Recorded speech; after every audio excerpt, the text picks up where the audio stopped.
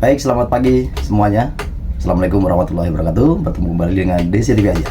Baik, kali ini masih bersama Bang Apung Parbelak Channel. Ya, kalau teman-teman semuanya mau mampir ke channel Parbelak Channel, langsung sama beliau. Tapi saya masih ngefans sama beliau, bahwa saya terinspirasi lah seperti itu. Jadi masih bersama Bang Parbelak Channel sambil mendengarkan apa yang dijelaskan oleh Bang Parbelak, yang tentunya di bidang politik saat ini untuk PDI Perjuangan ada beberapa menteri yang sedang dipecat lah gitu ya. Seperti itu Jokowi sedang melantik menteri yang baru untuk menggantikan dari kader PDI Perjuangan. Seperti apa videonya? Selamat menyaksikan. Risma hari ini yang merupakan kader PDIP yang kemarin menjabat sebagai Menteri Sosial baru saja mengundurkan diri. Mengundurkan diri ya? Nggak sayang bu, gajian sebulan lagi. Bulan 10 lo pelantikan bu, bulan depan. Sayang gitu bu, sebulan gaji lo, lain lagi tunjangan kan, mana tahu ada bonus lagi, mana tahu ada pesangon. Lumayan itu kalau dapat ya. Ibu, aku minta tolong dulu ya kan kepada Ibu Ketua Umum Megawati, ya tolong dulu ya kan. Biasa, itu guys, kan Bapak Jokowi kami itu kan capek kali itu melantik satu orang kan begitu. Kenapa nggak langsung aja itu 3 menteri yang lainnya masih nongkrong di situ, suruh aja mengundurkan diri bu, biar dicari gantinya, biar sekaligus melantik gitu loh. Capek loh bu melantik satu-satu orang. Iya, capek bu. Mau Ya sekali ya resign semua. Lagian juga kan kemarin kan sudah ada wacana bahwasanya ya PDIP akan menarik semua menterinya. Oh iya lupa itu waktu pilpres kemarin ya, pas lagi panas-panasnya. Setelah pilpres nih sayang juga rupanya. Lahan basah pula. Iya kan? Tapi gimana pun juga bu, jujur saja lah ya, mending disuruh mengundurkan diri, iya kan, daripada dipecat. Lebih terhormat. Kayak Yasona Lauli. Ya, gimana pun juga ketika kita berada di satu posisi, ya, ketika kita mengundurkan diri, itu harkat martabatnya dan gengsinya itu lebih tinggi daripada yang dipecat. Ada cerita sama kawan-kawan. Kenapa kau keluar dari situ? Mengundurkan diri aku kan begitu. Keren kan? Ya. Kenapa kau keluar dari situ? Udah dipecat. Langsung loyo. Jadi ada gengsi tersendiri gitu loh. Karena masih nongkrong 3 menteri di dalam kabinet. Teten Mas Duki Menteri Koperasi, Azwar Anas Menteri Pemberdayaan Aparatur Negara, baru kalau nggak salah Bintang Puspayoga ya Menteri Pemberdayaan Wanita dan juga Perlindungan Anak ya. Jadi 3-tiganya itu ya kalau emang nggak bisa disuruh mengundurkan diri ya udahlah di situ aja lah, lagi enak. Nanggung, ngerti aja kalian namanya nanggung. Belum klimaks. Nanti pas klimaksnya tanggal 20 Oktober. Itu dia ya. Jadi tahu ndak kalian ya, siapa yang menggantikan ya posisi Menteri Sosial? Ternyata Bapak Joko Widodo sudah menggantikan dan juga sudah melantik ya seorang pentolan dari PBNU, nggak tanggung, sekjen. Siapa itu? Bapak Saifullah Yusuf. Iya, bukan main-main bos sekjen, bukan pengurus ranting. Sekjen. Yang jadi pertanyaannya, kenapa harus diangkat lagi menteri dan kenapa harus sekjen NU? Bisa nggak kira-kira diganti apa namanya PLT atau pejabat sementara? Bisa nggak? Bisa aja sebetulnya, ya kan? Tapi kenapa harus diangkat menteri yang baru? Jadi ini ada beberapa sinyal, ada beberapa poin. Mak kalau Bung Parbelak memang gitu, harus ada poin-poinnya. Biar tertata rapi, tersusun indah. Gitu ya. Ingat, setiap langkah yang diambil Bapak Joko Widodo itu nggak salah-salah. Itu sudah dengan perhitungan yang matang. Dan juga tahu nggak kalian ya, itu langkahnya itu bukan berbicara langkah 1 hari 2 hari ke depan, tapi ini berbicara 2 bulan, 2 tahun, bahkan 20 tahun ke depan. Itu dia. Pertanyaan, kembali ke pertanyaan. Kenapa harus Saifullah Yusuf? Kenapa harus Saifullah Yusuf dulu? Yang pertama, ya.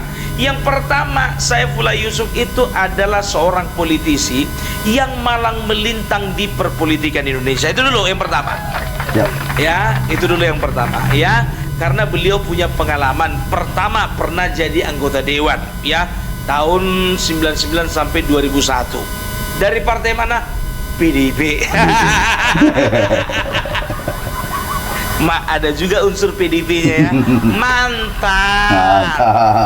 Mantap. Ya. Tapi waktu itu dia 2001, tapi itu 2001 itu langkah dia yang berani. Kenapa bilang? Waktu itu dia dia sedang menjabat anggota dewan, ya. Anggota dewan DPR, ya, anggota Dewan Perwakilan Rakyat Indonesia dari partai PDIP. Dan 2001 ketika ada konflik, akhirnya beliau mengundurkan diri dari kursi dewan, iya, dan memilih untuk pindah ke PKB. Gitu dia, ya. Jadi ingat, bukan lagi PDIP. Itu dia, Pak. Mantan. Mantap. Setelah itu dia punya pengalaman lagi sebagai seorang menteri, ya. Menteri, kalau tidak salah, menteri apa sih namanya, menteri desa tertinggal kalau nggak salah, menteri desa, ya, menteri desa, ya, kalau tidak salah, menteri desa dan daerah tertinggal, pokoknya itulah namanya, ya. Jadi setelah itu dia juga punya pengalaman sebagai wakil gubernur. 2 kali wakil gubernur Jawa Timur, ya. Setelah itu sekarang terakhir jabatannya itu dia menjadi wali kota Pasuruan, ya. Jadi menjadi wali kota Pasuruan. Jadi ingat tuh, dia itu dari kursi gubernur mau merendahkan hati, ya, walaupun wakil gubernur. Ingat, menteri, wakil gubernur, sekarang dia jadi wali kota Pasuruan. Harusnya Anies begitu juga, ya kan? Presiden nggak dapat, gubernur. Gubernur nggak dapat, maunya ke wali kota. Tetap ujung-ujungnya kena juga si Anies. Dosa apa sih Anies? Dia daripada nggak goyang. Kalau orang Medan gitu kan, daripada nggak goyang gitu. Lumayan. Tarhilala wali kota. Tapi sekarang udah tutup pendaftaran. Jadi kusarankan sama Anies Baswedan, 2029 nggak usah ketinggian mimpimu, wali kota aja. Mudah-mudahan yang punya jabatannya dapat. Itu dia, ya. Jadi itu dia berdasarkan pengalaman, ya. Yang kedua, kenapa harus Saifullah Yusuf atau Gus Ipul? Ya, beliau itu adalah seorang sekretaris jenderal. Ingat, Sekjen PBNU, pengurus besar Nahdlatul Ulama, ya. Bisa dikatakan ini adalah organisasi keagamaan terbesar di Indonesia. Dan ini termasuk sekjen yang nggak pernah nangis-nangis, nggak pernah fitnah-fitnah, nggak pernah dipanggil KPK, dan tasnya juga nggak pernah digeledah, HP-nya juga nggak pernah disita. Inilah salah satu contohnya. Nggak kayak yang sebelah. Ganteng lagi orangnya. Siapa ya? Ya, kenapa harus sekjen PBNU? Ya, ini seolah-olah, ya, Joko Widodo itu ingin mengisyaratkan dan juga menitip kepada the next cabinet bahwasanya Bapak Prabowo, NU harus tetap ada dalam pemerintahan. Itu dia. Mantap. Kenapa harus ada dalam pemerintahan orang-orang NU? Karena semenjak sebelum zaman kemerdekaan sampai sekarang, PBNU adalah salah satu organisasi yang memperjuangkan kemerdekaan dan sampai sekarang masih bekerja untuk kebangkitan bangsa. Ya, itu dia. Ya, jadi kalau bisa dikatakan Indonesia nggak bisa lepas dari NU, nggak bisa. Oleh karena itu memang sudah wajar sewajarnya, ya, orang NU bahkan harus pengurusnya juga harus ada di dalam pemerintahan. Supaya apa? supaya kita, supaya pemerintah, supaya bangsa ini sadar, supaya bangsa ini tidak lupa dengan sejarah bahwasanya NU punya andil di dalam kemerdekaan bangsa Indonesia. Enggak kayak yang sebelah. Yang sebelah lagi. Yang sebelah pun juga pencipta lagu pencipta lagu Indonesia Raya, katanya dari keturunan sana. Keturunan Arab. Saya tahu ku yang menciptakan lagu Indonesia Raya itu Wage Rudolf Supratman. Dan dia itu beragama Katolik. Bukan dari Arab. Banyak kali yang mengklaim-klaim. Ingat ya, kalau ada dengar-dengar yang kayak gitu ya, bikin perbandingan dengan dengan bukti sejarah. Jangan asal-asal catut.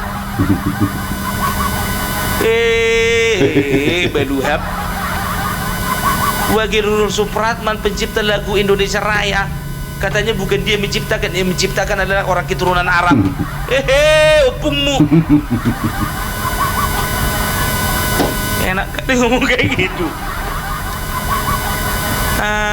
Speaker Bang Opung kurang itu Insinyur Soekarno juga orang Arab. Nggak ada hubungan dengan agama ya. Arab itu negara, ya, keturunan Yaman, katanya negara Yaman. Keturunan Arab, keturunan orang Arab. Keturunan Chinese, ya kan, ya berarti orang Chinese gitu. Orang Batak, keturunan si Raja Batak, gitu dia. Jadi nggak ada hubungan dengan rasisme, tidak, ya.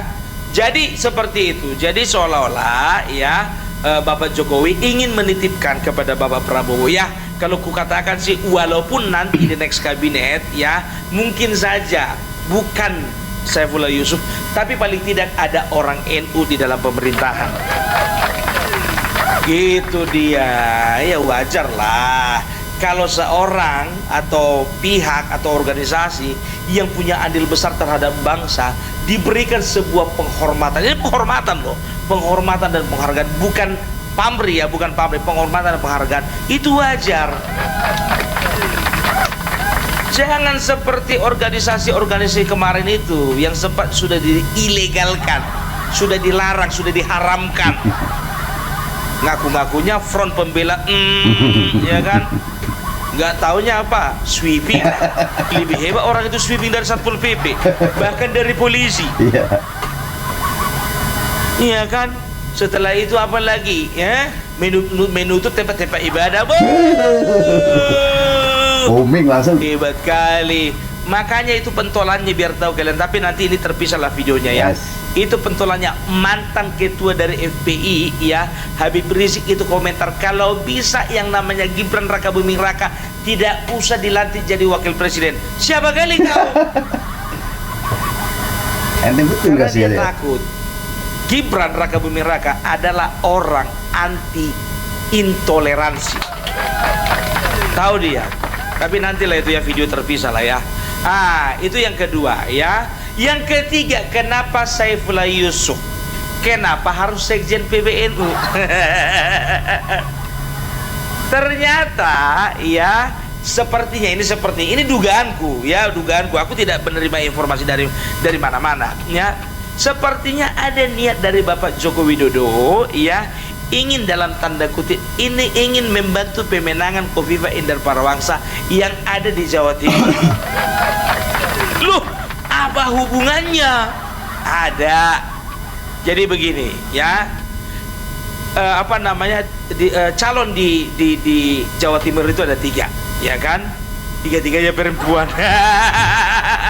Yang pertama Kofifa Indar Parawansa, ya, bisa dikatakan mayoritas masyarakat NU ke sini. Apalagi perempuannya. Karena apa? Karena beliau adalah ketua muslimat mulai dari tahun 2000 sampai tahun sekarang, 24 tahun. Luar biasa. Apa itu organisasi muslimat? Organisasi muslimat adalah organisasi yang anggotanya adalah kader-kader perempuan dari masyarakat Nahdien atau Nahdlatul Ulama. Bayangkan kalian betapa banyaknya berarti yang ada di belakangnya Kofifa Indar Parawansa. Yang kedua ada Mbak Lulu dari Partai PKB. Yang ketiga Tri Risma hari ini dari Partai PDI Perjuangan. Ya, Sekarang kalau misalnya Mbak Lulu dikatakan, oh itu lawan berat, dari mana beratnya? Tidak akan mungkin berat. Oh iya kan PKB, orang NU kan milik ke PKB semua. Tidak ya. PKB dan NU itu udah beda kamar. Beda kamar itu ya. Walaupun memang banyak pemilih PKB ya, itu dari masyarakat Nahdien ya. Tapi ingat ya, untuk memperkuat ya, untuk memperkuat posisi Khofifah Indar Parawangsa ya, sepertinya Bapak Joko Widodo mendudukkan, ada pentingnya Bapak Joko Widodo mendudukkan satu orang lagi Sekretaris Jenderal PBNU di pemerintahan. Itu supaya apa? Supaya masyarakat Jawa Timur tahu bahwasanya ya, bahwasanya masyarakat NU pilihannya satu-satunya hanya ke barisan Joko Widodo dan Prabowo. Masyarakat NU itu spesial loh ya, di hatinya Bapak Joko Widodo dan juga Bapak Prabowo, ya kan? Loh, kita nggak bisa juga bilang seperti itu, Opung Parbelak. Kenapa? Karena kemarin ya sempat Khofifah Indar Parawangsa itu berhadapan face to face melawan Saifullah Yusuf, sama-sama bertanding di pemilihan gubernur Jawa Timur, tapi kan kalah. Saifullah Yusuf itu kalah ya. Karena apa ya? Karena bisa dikatakan ya, kita bisa lihat ya bagaimana bersatunya anggota muslimat lebih solid daripada anggota NU yang lainnya. Berarti ya masanya masanya Gus Soleh ini, masanya Gus Soleh, masanya Gus Ipul ini bisa bisa dijadikan ukuran ya, bahwa itu akan menjadi ceruk baru. Gitu loh ya, itu akan menjadi ceruk baru di pemilihan Jawa Timur. Dan ingat ya, Pasuruan itu bisa dikatakan itu 5 besar kabupaten dengan penduduk terbanyak di Jawa Timur. Makanya aku bilang nggak main-main ya kan, nggak mungkin lah kemana-mana ya kan. Sudah pasti itu nanti ya kan. Oh iya, menteri kami rupanya, wali kota kami sudah ada di dalam menteri. Otomatis selain kami pilih juga orang NU. Itu dia. Itu dia. Aku pakaian hijau sekarang. Aduh, kok hijau banget. Iya, kecuali kalau aku pakaian merah, iyalah. Gua netral, Bang. Iya, itu makanya aku bilang untuk Jawa Timur ingat ya, jangan salah pilih. Ya, Khofifah Indar Parawangsa dan Emil Dardak. Udah itu paling pas. Opung Parbelak, kau sebetulnya basirnya siapa sih? Sebentar kau si Bobi, sebentar lagi kau Jokowi. Sebentar Jokowi, bentar lagi Ahok. Bentar Ahok, bentar lagi Khofifah. Gue bilang sama kalian ya, Opung Parbelak bukan basir siapa-siapa. Ya, aku bertindak sendiri dan aku bertindak secara independen ya. Iya, makanya aku pakai bajuku kan ganti-ganti, kadang hijau, kadang merah. Sama. Jadi mau dibilang lah aku orang PDI ya, kadang warna kuning. Dibilang juga aku orang Golkar. Dibilang mau pakai baju warna krem kemarin itu, dibilang aku orang Gerindra. Suka-suka kalian lah menilai. Ya, jadi seperti itu ya, akan menambah ceruk baru ya di pemilihan Jawa Timur ya. Jadi kalau aku bilang, makanya aku bilang itu semua ada keterkaitannya ya kan. Mudah-mudahan nanti ya kan, mudah-mudahan nanti ya di pemilihan kepala daerah serentak ini semua boleh berjalan dengan baik. Amin. Mari kita lihat lembaga survei Indonesia secara bersama-sama. Aduh, tapi gimana pun juga ya, sama nih, Jawa Timur itu sama dengan Jakarta ya. Siapapun yang terpilih itu semuanya sama-sama barang bagus. Barang bagus. Gitu, ya kan? Ya Jakarta begitu juga. Di Jawa Barat begitu juga. Kalau aku katakan sih, kebanyakan sekarang ini itu tidak ada lagi big match. Kebanyakan itu friendly match. Aku tengok begitu di Jawa Barat begitu, di Jakarta begitu, di Banten begitu. Ya walaupun kemarin sempat ada sesuatu, ya baru di Jawa Timur. Yang betul-betul big match, yang agak seru dan sengit, itu kurasa di Jawa Tengah dan Sumatera Utara. Kalau itu sirup, perhatikan kalian sampai ada yang taruhan nanti, lihatlah. Lihat di Jawa Tengah sama-sama bintang. Yang satu bintang 3, satu bintang 4. Iya kan? Ya? Di Sumatera Utara begitu juga, iya kan? Yang satu bintang, yang satu menantunya menantu malaikat. Menantu malaikat. Itu lebih-lebih dari bintang. aduh. Tapi itulah ya. Jadi kalau ku katakan sama kalian, mari kita ciptakan suasana pemilu yang riang gembira. Harus Bang. Iya. Sama seperti di Jakarta, makanya Pramono Anung memilih Rano Karno, Pramono Anung dan Rano Karno memilih Cak Lontong sebagai ketua pemenangan karena mereka menginginkan ada sesuatu yang riang gembira. Gitu dia, ya kan? Nanti orang itu main tiba-tiba kan, udahlah nggak usah dibahas lagi Cak Lontong. Lagi ngapain di Aku sana? rasa itu saja, ya. Aku rasa cukup dulu untuk saat ini. Siap Bang, siap. Jadi kalau ini pandangan dari Opung Parbelak saja. Terima kasih ya. Bang Opung. Terserah kalian kalau mengatakan bahwasanya nggak ada hubungannya, Bung, ada. Salah satu dari 3 yang tadi itu ada, pasti ada, ya. Oke, salam Parbelak, salam NKRI harga mati. Terima kasih Bang. Baik, terima kasih teman-teman semuanya.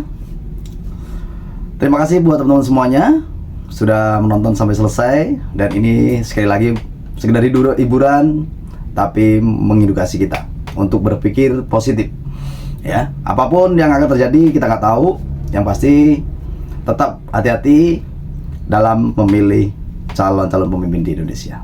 Terima kasih. Assalamualaikum warahmatullahi wabarakatuh. Terima kasih Bang Opung Parbelak, sukses selalu Bang. Reka.